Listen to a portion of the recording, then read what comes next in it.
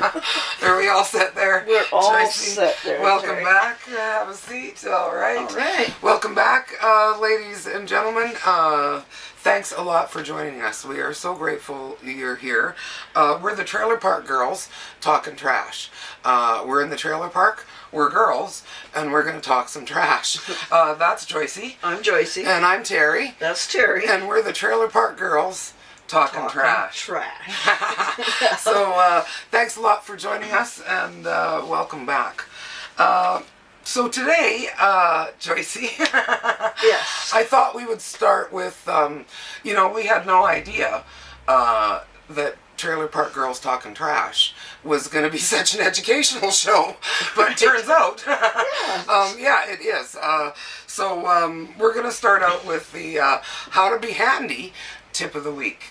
And so if you could recall for the ladies and gentlemen at home, the smoker, the smokehouse building project.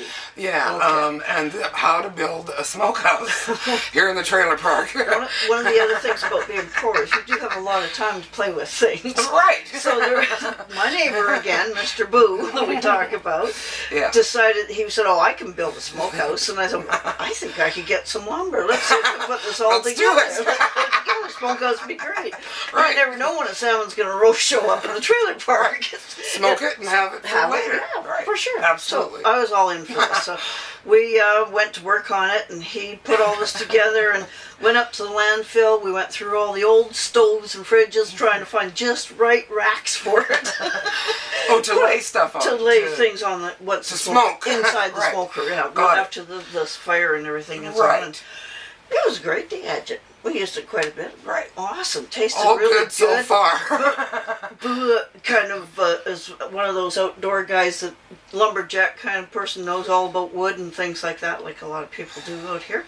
Oh, and wet wood is wet wood good for smoking? I don't know. Is it? I don't know. We need to find a purpose Cherry for wet wood. Cherry wood. I think, is a really good one. So anyway, he got the right kind of wood and everything was great. We loved our smoker. Love the smoker. So, a little bit down the road. All right. Well, a lot of people hang out at Boo's place. He has a fire almost every night. It's the area of hangout, right? Right. So, sometimes they get into that moonshine that we talked about earlier. Sometimes they get into it fairly early. So I was at home and Great fire starter, by the way. absolutely. Moonshine. Perfect, yeah. Anyhow. Yeah. Sorry. I personally am not a moonshiner. So Well, me neither. at the time, I was at home when all this happened out there. It wasn't me. For sure it wasn't me. But I did smell smoke. Right, so spidey sensors are out, ladies and gentlemen. Right, exactly. And it seemed to be coming from over at the Mr. Boo house. Uh-oh. Uh-oh. Not your typical So I got wetwood over there, fire. and by now they're really into their beer and spirits and everything that they had that was going on there. And I said, what's the smoke about? And they said, well, nothing. We just... And this other guy said, well, I put some sausages in the smokehouse and started it up. That might be what it is. So it actually burnt down to nothing. We lost our smokehouse. The smokehouse. It's gone. Oh, right. Sad. Well, the good part what's was... the handy tip, though? That you carry a hose. Wander around with a water hose Right. in your hand around here. Right. So hose showed up, fire went out, everything was good. Right. Good story, end Right. story. Yeah. Okay, It's a good. happy Yeah. story. Nobody's trailer burnt down, just Nope. the smokehouse. And the good old water hose was handy, just as usual. How to be handy. Right. Duct tape and a water hose, ladies and gentlemen. That's what gets us through. And, well, a little bit of waterproof caulking once in a while, but, Water hose. you know. In this instance, it's very important. Very important. Very. Very important. I mean, we live close together, and once one trailer catches fire, right? I mean, we live in a wooded area. This whole place is going down. Anyhow, It has come up as a grievance with the peanut gallery more than one time. right, exactly. We're still working on it. Right, but advice so far, Is keep carry a a garden hose. hose, yes, handy. Hard hat's not bad. Exactly. So, moving on then. Yes. Moving on. well, the guy that we love to hate or hate to love, whatever it is, the I don't caretaker. So ours is a bit of an overachiever, wouldn't you say, Joycey? Yeah. Yeah. It sounds like an oxymoron, but it's not, folks. Most things get overdone. Yeah. And, when I say that, I mean, he only likes to get out and do things when there are professionals involved, right? Right. Like, I'm thinking about when the limbs had to be, like, we really do live in a wooded area. There's some big trees here, and a big tree close to my trailer had to be limbed. And so the professional limbers came in, and the I don't caretaker had to get involved. And so I'm at work, trying to make money to write, and this guy's out wandering around on the roof of my trailer. Which, an old trailer with a tin roof is a fairly delicate situation. This is a big guy, and the I don't caretaker. Yeah, I don't caretaker, yeah. Only comes out when there are professionals around. So what happened the next time it rained? Well, my roof leaked, my ceiling, was dripping. Yeah, of course. Right. But, one of the secret weapons here, as we've mentioned, is the, what is it, the special caulking, the silicone waterproof caulking, right? And so a buddy of mine went up there. He's like shot that stuff into everything, and no more leak. So there you go. Another happy ending. Another happy ending. All right. In spite of the I don't caretaker. Right. Yes. You got to be handy here in the trailer park, isn't that right, Joyce? Yes, you do. Yes, you do. So now, Joyce had a really great idea that she's not real happy about that she shared with me. And so we're doing this segment, we're taking back words. We're back to the taking back words segment of the program, ladies and gentlemen. So now, at one point we talked about George Carlin, one of the master comedians, and how he had 7 words. 7 words, ladies and gentlemen, taken away from him.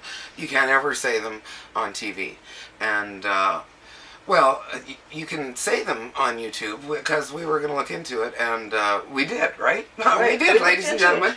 And, you can say the 7 words you can't say on TV, on YouTube, but then your channel gets demoted, and you get restrictions put on, and we're trying to gain an audience, not make it harder to get to us. So we cannot say the 7 words that you can't say on TV, on YouTube either. Right. However, that doesn't mean I don't want to take them back. Because that's just the way I am, right? So I can't say them. But we can take them back. So this week's word that we're going to take back, that I can't actually say, is like... I guess the proper term is feces. Right. Poop. Number 2. Number 2, that's it. You go and take a dump. That word. It rhymes with it, but it isn't that at all. Right. That one. And it's the only one out of all those words that really sounded okay. Right, but you can't say it on TV. No, and although we can, we're not going to say it on YouTube because we don't want to be demoted. So without saying it, though, we're going to take that word back. That rhymes with it. Right. And, it's, it's the slang term for feces. Poop. Going number 2, ladies and gentlemen. We want it back. We're taking it back. Yeah, they can't we take it are away making from a us. stand on poop. Absolutely. Number 2. Yeah, that's the word we're taking back this week, ladies and gentlemen. So just because it really wrecks everybody's poetry and everything, because it needs rhyming all the time. Right, and we could use it a lot if we could only say it. Right. I mean, I want to say it a lot of the time, but we're not going to, ladies and gentlemen. Moving on. Yes. Now, back to another educational portion of this show, ladies and gentlemen. We're back to trailer park trash spotting. These are tips on how to spot what could possibly be trailer park trash, right, ladies and gentlemen? And so, well, people in the trailer park are poor, right? That's why we're living here and not on the beach in a big house, because, right, we're poor. And we live really close to a grocery store, and so there's a lot of dumpster diving going on, right? When things are past their best before date, they're not poison yet. They just can't be sold, and but they're still edible, some of them, and so that's what the dumpster diving thing is all about. Right. Reclaiming free food is what that really is. As a, but for shorthand, we're going to say dumpster diving. Dumpster diving. I'm just going to leave it at that. Right, let's leave it at that. So, can you recall the story of Dave the Junkie dumpster diving for the folks at home? We got to bring Donnie back. He had to be one of our worst. He was always there, and he wouldn't just lean over and grab something. He climbed in. Just hung out there for a while. The dumpster, right? Yeah, and just sit down and have a meal. Exactly. He wasn't diving, he was diving right in.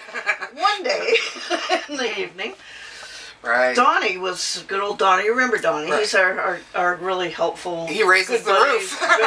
Raises the roof for us, yes. Right. It's Donnie. And he likes his beer. Right. That's him. So, one night he was kind of half staggering down the road, and this thing popped out of the dumpster out of nowhere. Like a jumping jack, ladies. Donnie's reaction was to hit it.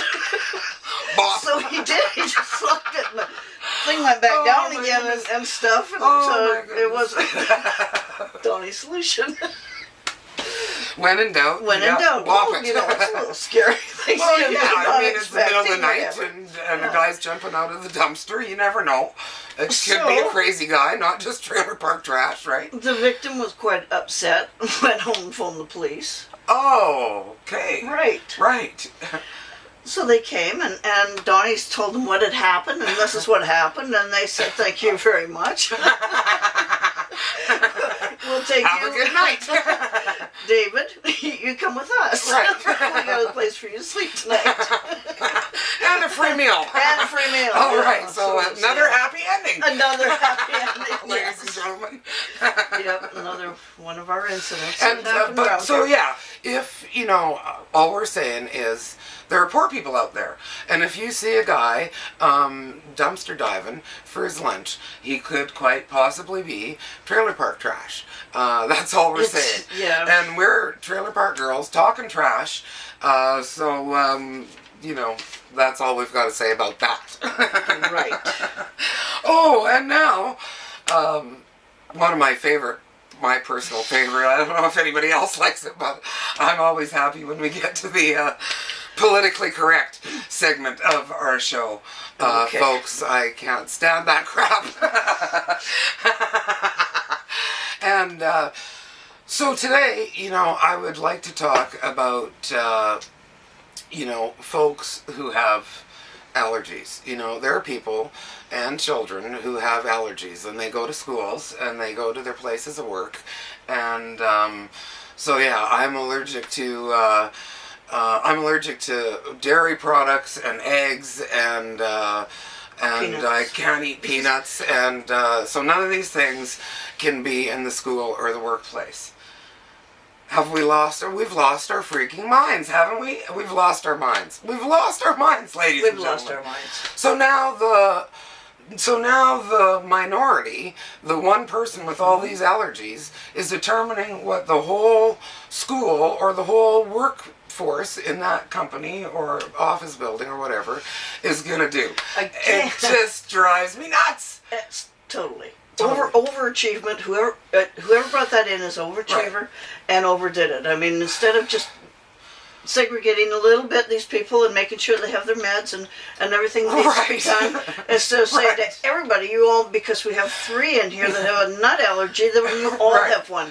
Like if you're that allergic, you should carry a 2-pack of the EpiPen things, right? Like in your bag, on your back, in your hip pocket, duct tape them to your forehead or something. But the rest of us shouldn't have to go without our peanut butter and jelly sandwiches.